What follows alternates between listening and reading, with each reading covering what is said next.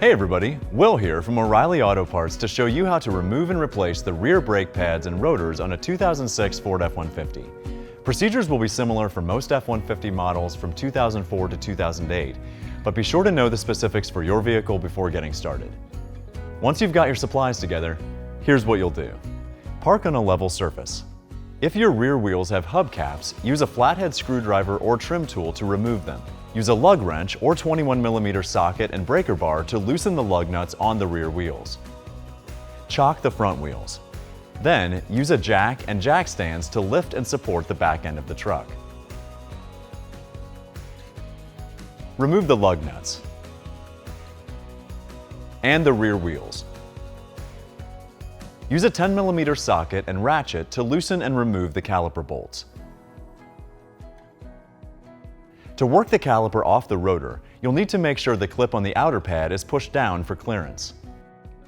Once the caliper is off the rotor, hang your caliper somewhere out of the way, making sure there's no pressure on the brake hose. Once that's done, you'll remove the old pads. Take note of the orientation of the pads as you remove them so you can install your new ones properly.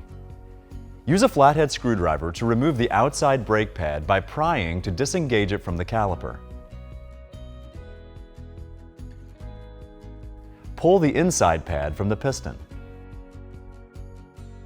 With the old pads removed, clean the exposed portion of your caliper piston with brake cleaner on a shop towel or rag. If the rubber boot is cracked, or if there's brake fluid leaking, the caliper needs to be replaced.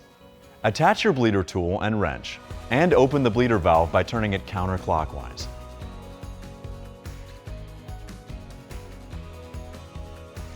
Compress the brake caliper with a caliper compressor tool. When you're done, the piston should be flush with the housing. Tighten the bleeder valve, then detach the bleeder tool.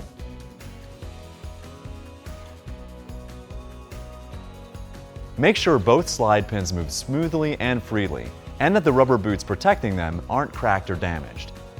Compare the old pads with your new ones to make sure you have the right replacement parts. Now remove the old rotor. If it's seized to the hub, you can use a hammer to tap it loose. Only use a hammer if you'll be replacing the rotor, since it can damage the rotor.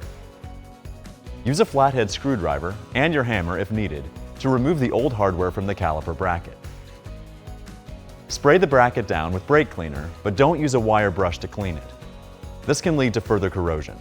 If it's extremely rusty where the pads or hardware will sit, the bracket likely needs to be replaced. Apply silicone grease to the spots in the bracket where your new brake hardware will sit, as well as the back of your new brake pads. Install the new hardware on the bracket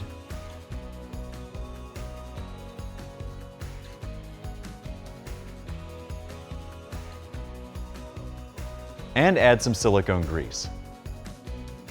Before installing your new rotor, use a wire brush to clean any rust off the hub and studs, and apply some silicone grease to the hub. We're going to install Brake Best Select Pro rotors, which don't require cleaning. But for most other rotors, you'll need to use brake cleaner and a shop towel or rag to remove oil from the friction surfaces of the new rotor. Anytime you use brake cleaner, remember that it will strip paint, so be very careful where you spray it. Install your new rotor and use one of your wheel lug nuts to hold it in place as you continue to work if needed. Install your new brake pads in the caliper.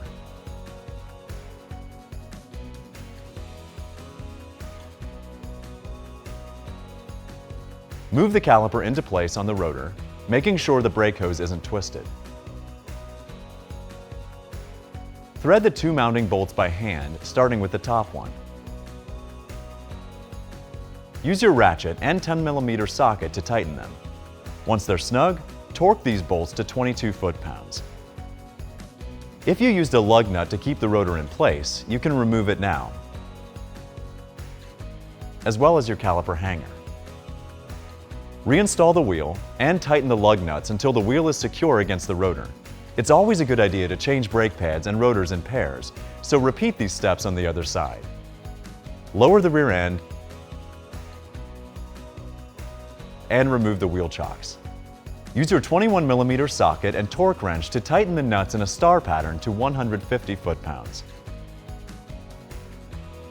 If you removed hubcaps, snap them back into place. Once the job is complete, before you drive anywhere, be sure to pump your brake pedal several times until you feel the pressure return. Some brake fluid was pushed out when you compressed your caliper pistons, so check your master cylinder and add fluid as needed. If your brake pedal feels spongy, it's likely that you have air in one or both of your rear brake lines. Here's a link to a video on how to bleed those lines to remove the air if needed.